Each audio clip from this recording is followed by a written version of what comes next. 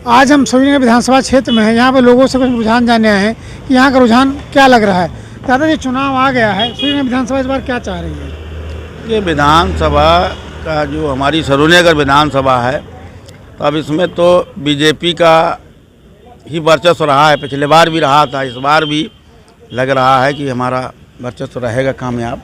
तो बड़ी बात दादाजी, यहाँ पे पिछली बार आपका जो आपने जिस विधायक को चुना था, पहली बार विधायक बनी, पहली बार मंत्री बनी, राज्य मंत्री बनी, फिर स्वतंत्र प्रभार बनी, और अब जब चुनाव आया उनका टिकट काट दिया गया। इस पर क्या? देखिए, ये तो हमारी पार्टी की लाइन लेंथ है। अब वो अपने हिसाब से टिकट देती है। अब जिसको देती है, हमारे कार्यकर्ता उसको चुनाव लड़ाते हैं, जिताते हैं। अब रही बात प्रभाव की, उन्होंने अगर उसका प्रभाव नहीं छोड़ा होगा हमारी इसमें विधानसभा में, तो इसलिए उनका टिकट काटा गया, या जो भी और कारण हुए होंगे तो अभी तो पार्टी देखती है। अच्छा, अगर यहाँ मीडिया में दिखाया जा रहा है कि उत्तर प्रदेश में लड़ाई सपा और भाजपा की हो रही है, और यहाँ भाजपा हो या सपा हो, दोनों प्रत्याशी बाहरी आए हैं, तो यहाँ विधानसभा के जो नागरिक हैं क्या चाहेंगे, तो क्या करेंगे? देखिए, बाहरी तो हैं दोनों, इसमें नो डाउट, लेकिन अब यह है कि बीजेपी का यहाँ वोट है, वोट बैंक अच्छा है, इसलिए पार्टी का जो है बीजेपी हमारे यहाँ से भारी दिखाई देती है, और बाकी दोनों प्रत्याशी बाहर के हैं, इसमें कोई एक प्रोफेसर है, एक ईडी से रिटायर बीआरएस लेके आया है, तो आपको लगता है कि जन अपेक्षाओं पे ये सही उतर पाएंगे दोनों?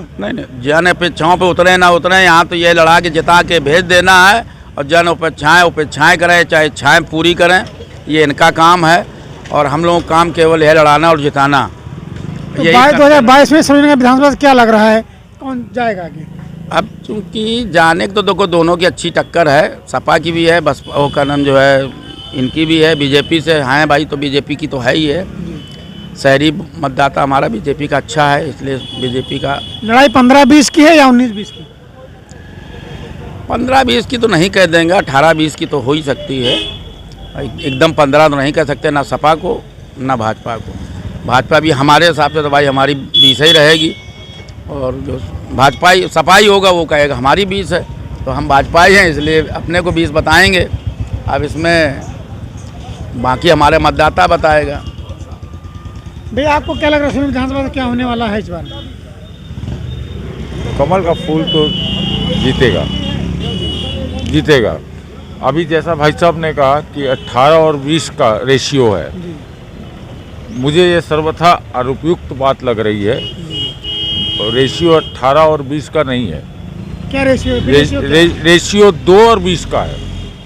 2 और 20 का रेशियो है। 2 और 20 का रेशियो। 2 पर कौन है और 20 पे कौन है? 2 पर सपा है, 20 पर जो है बीजेपी है। बाकी कांग्रेस और भाजपा और ये फिलहाल तो यहाँ सरवाइव नहीं कर पाएंगे, सिटी एरिया में नहीं सरवाइव कर पाएंगे। हम तो पूरी विधानसभा की बात करें, विधानसभा शहर भी आता है। मैं कैंट और सरोजनी नगर क्षेत्र का मतदाता हूँ, तो मैं कैंट और सरोजनी नगर क्षेत्र को देखते हुए ये बात आपको बता रहा हूँ कि ये 2 और 20 का रेशियो चल रहा है। मैं कैंट की अगर बात करते हैं तो कैंट का तो कैंट की आपने बात की, कैंट का इतिहास रहा है। और भी है कि बीजेपी जो है अपने कार्यकर्ताओं से और अपने मतदाताओं से झूठ मत बोले, ये मेरा सलाह कह लीजिए या कुछ भी कह लीजिए। तो क्या बीजेपी झूठ बोलती है? क्या बीजेपी झूठ बोलती है? क्या बीजेपी झूठ नहीं बोलती है, लेकिन बीजेपी भावनाओं से खिलवाड़ करती है। भावनाओं से खिलवाड़ मत करिए। हम लोग सब भाजपाई हैं, मैं खुले दिल से कहता हूँ, मैं भाजपाई हूँ, मेरा पूरा परिवार भाजपाई है, मेरी पूरी बेल्ट भाजपाई है, लेकिन भावनाओं से खिलवाड़ करना ये बीजेपी का पुराना काम है, इसको बंद करें। वो अगर भावना निकट भविष्य में अंधकार उनके माथे आ जाएगा। अगर आपको लगता है भावना से खिलवाड़ करते, फिर आप उनके हाथ, आपके पास ऑप्शन है 5 साल में लोकतंत्र में एक बार मौका जनता के हाथ में आता है, एक बार लोकतंत्र जनता के हाथ में मौका आता है। अगर आपको लगता है भावना खिलवाड़ करती है तो आप स्विच कर सकते हैं। इसीलिए मैं कह रहा हूँ कि भावनाओं की बात मैंने क्यों करी।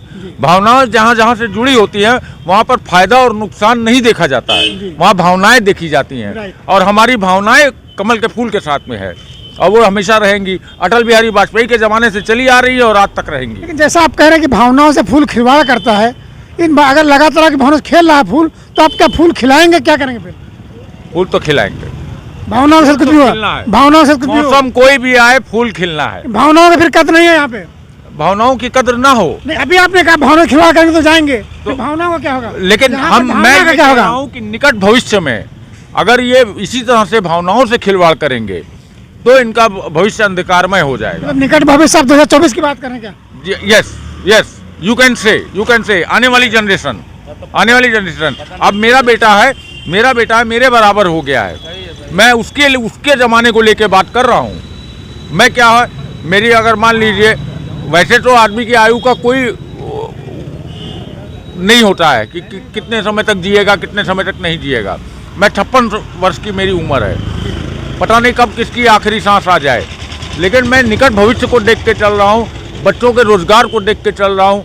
मेरे बच्चे ने इंटरमीडिएट क्वालिफाई कर लिया, कहने को दुनिया को लैपटॉप बटा होगा, मोबाइल बटा होगा, स्मार्ट बटा होगा, मेरे बच्चे को कुछ नहीं मिला। मतलब शिक्षा पे कोई काम नहीं हो रहा क्या? मेरे बच्चे को कुछ नहीं मिला। अभी सरकार के में टेबलेट बांटा। और रही बात शिक्षा की है, तो जो शिक्षा का स्तर हम लोग के ज़माने में था वो तो अब है ही नहीं, वैसे भी नहीं है। ये थे हमारे साथ समझ में विधानसभा कुछ लोग जो कह रहे हैं कि भावना के साथ भाजपा खेलती है, लेकिन फिर भी इनके भावना के साथ खिलवाड़ हो रहा है, लेकिन फिर भी ये भाजपा के साथ हैं। कह रहे हैं हम भविष्य में विधानसभा से भाजपा ही खुलेगी। कैमरा सुधीर शर्मा के साथ राजू यादव, निष्पक्ष दस्तक, लखनऊ।